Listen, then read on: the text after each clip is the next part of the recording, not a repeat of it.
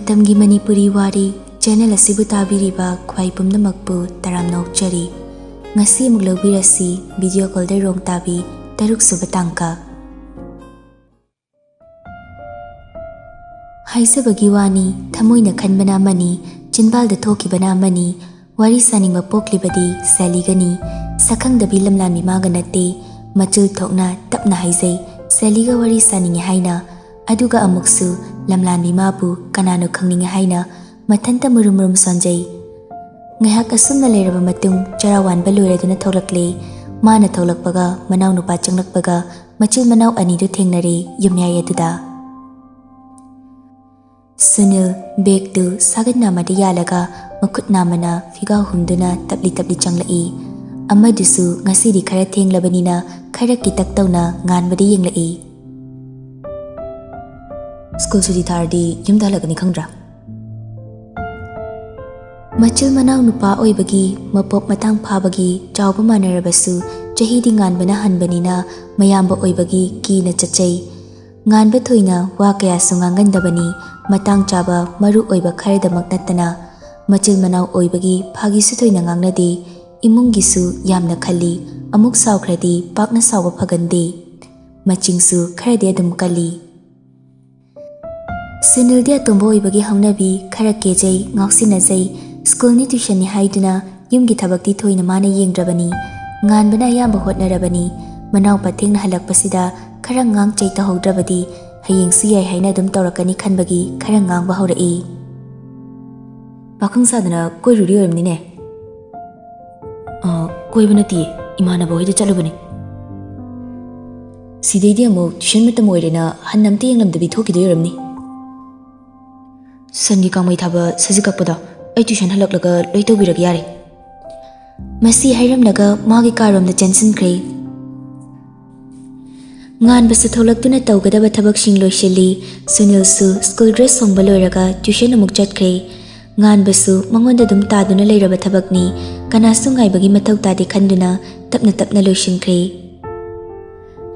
matam masa haujin kiduna numidangi matam oisilai Sylvia gi khanbada wazaraba mama mapa ni dusu chak toklaga hangchit langbo oina mapanda famduna wari sanari Mana sumai sum toradi exam dari kamai tawne natraga hostel de thamkrasira moipa bemna bu yara katro ma mu hostel de leikrabadi ekhoi hum de leibi yumse pungchik chi horani mana ngang dongna ningai krato khara keje tawduna leibagi yumse yum mali bani bem leitragadi amu pungchik chi hoduni ne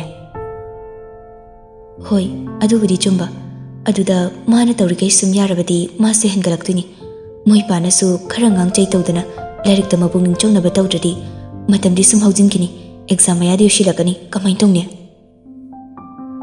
Mama, iba ni chang dana kupna senarasi larik pai pa de haibado icha naga ma wang na exam pass torok pado ay supam ni bani adubu hona gada mana hona bidrabani na kari di upai le Moy pasu na chana hari kaya biruno khara sidap taw duna ki halo nang na sum tap thabado na ni bem na usitri basi Mapa nang nakra ki han khangan gadra harga nang nasum tap thei Mama icha matom dani na he kan nang ngang sungam jibani ne Hausi khoi ni hingli phodi phai hayeng khoi na leitraba matam dadi kamai tawba larik su heuda mathan tawa na chakna lehoba dura pamli bisbo ngai khoda mama sibana bado amta palakino Moipa ana ye sibana bu tamba ngambro ai cha semba loide sikiro haibe yabro Aduna ekhoini hinglingai sida masu matik chana semlamba hoida masu matomdane na mama mapa ekhoina magi damakta chawthokna lei haibagi inkhalakpa matam goi baga khara ke zelangje tawrini sidagidi masu masana dum gyan tarakla dawni hausi matamgi thoknari beirang sida mana samaina ngaushina base aidi amna pakhali mana nupi goire nupa oira masu khar phaba kai story pakhat kanu Masu khangna ngausinari ni nangna mamani nupini nangna chakari tawri kanaga puli karai jali haibadudi kupna sena famthoi adugumbadudi nangna daita lawgadabani aidi mapani chawrakpa ma haibaduni gyan tahanbadudi aigi thawni aduga kupna yengsinna soidana bahonabaduna nangi na thawni ho adunani aina moi pasu khondo khara wangna ngangduna dap khra tawbi haijarisi Icha matomdanena sum tapthabadonadi yaroi hariba. Makhoi anina asumna mapanda wari sanari Sylviana magi kada phone ottuna leiriba ngasai jingle na nganglakhibadusu ningsinglakuna machinda murum sonduna phone dusu metli. Mana khali mayamangda thinaga cheraga aina singnaraga larikase mayam padana film ki type da 12 taka position ga lorka nisiraba parani am sungpa hek paro haidriba larik khoi tesda kadai digi position loba ngamdori geba magi subject tung fail tahan gi khangni paru yeba aina am padori mama ga papa ga na mamitta gi mapita de kha kai paw heba phau parak traba aini aduga nangna ngase da khar cheraga aina paga do nati paru haisini nang sunungai ni nakok lana chilamadi sugai be suidrabani nasaktugi khalaga khara ngaujarambani ngangthorakliba wahaiduna pungki ekhelida aina larik haitraga mi singsina am chakpadong torise kaiginoba mama ga papa ga suni larik ana ai pele haisini larik leitaba larik tamdama fonga lerdine chatlaga wahakhase ingna nungaina leizarugadabani Sylvia asunda murum solingai ivohol sumachagi kada laktuna thongthilakpaduda mamara mapara amadi soidre khanduna makuta paramba phone du mon makhada git namsinki aduga double da leramba larik ama hekta faktoktuna larik paba saduna leikre be tumabo kalai de tumanu larik pari nangna thonglo lisina kaigino larik paba nattabanina phone metlingai mi lakpa khangaruina loin chilibani thonglo labadi thongango hairakpada mi la ilakti khangnaba larik tu paduna hogalaklaga thongdo hangdore e aduga changlaklaga phamungda phammi ibohol su changlaklaga machanupida kupna yengduna wa haire e chair da fazana famlaga paba yadro phamungda famlaga larik parabadi tumningba themga chapmanare as tummoiba ngasai digi chair da famga paramini phamandana khwangsinari amuk hiplaga parage pariba larik to mayik ama toisu khangnaba napukning changna gyan tana pa hoi pagi ai pukning changna amta pagi disturb torkanu paro gyan tana papa hois tungkire mapan hangchi langki doini nangsu pa ko wathi warem toroga leinu ko hoi papa masi harige ibohal su thoklage haiduna ka didagi mamai leiduna tholake torami karigumba wakhal ama lakpagumna amuk leisilaktuna machanupidi yenglaga hairei nang phone di lei piro papa kaigino phone nakta leiraga kamaina na pukning changna paduino numidang se phone pahan be yadre phone loksilani yaroi mi phone do nakta leirabadi damanabiga message tanaba adu hairakiba aina du haikibana sumning shingbodane larika parore khangi piro phone do papa sidi ai padoini kaisu phone yengloi bem papa sahangano Sylvia piningda piba tare makuttu tanna insinduna ngasai mon makhada thamkiba phone do lakthokduna pirei ibohal su phone do lauduna larik paw hairamlaga thokre Sylvia kharaga paningdabaga phone ga lokshinkibaga hena dum paningdaba pokre mapa thokibaga thongdong akshilamlaga phamung karaga tumnaba tawkre somda singlen phamung de hipna wakal tawrei ngasai mana cheibada Sylvia na kapkibanu ningsinglaga haujikta nungaitaba poklei ikaina mamai lukthaduna mapi sinthakiba mana tholakpada mabu hek ubaga Sylvia na mamai nonthakiba kuding ningsinglei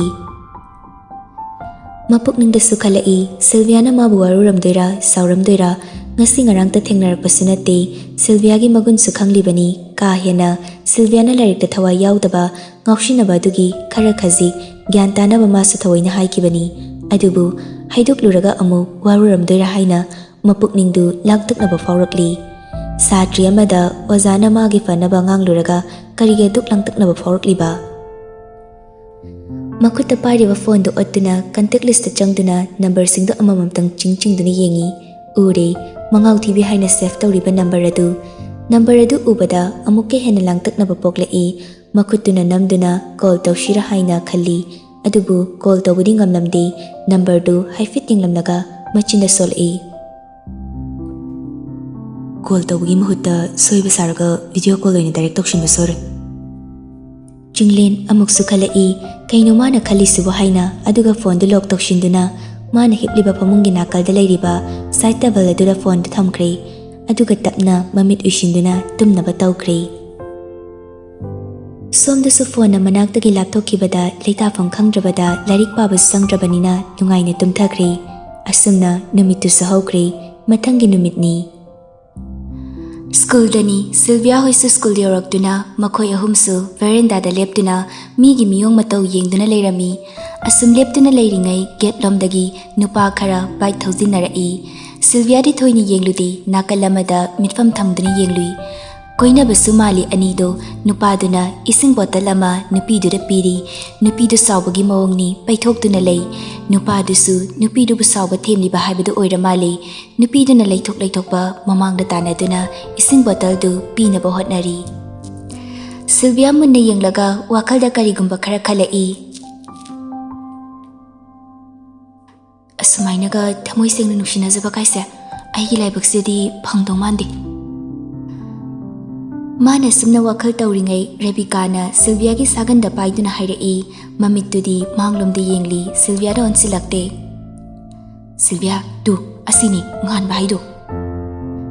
Sylvia yengla mamit yengdu fat laiduna Rebecca na hariba domde yenglai.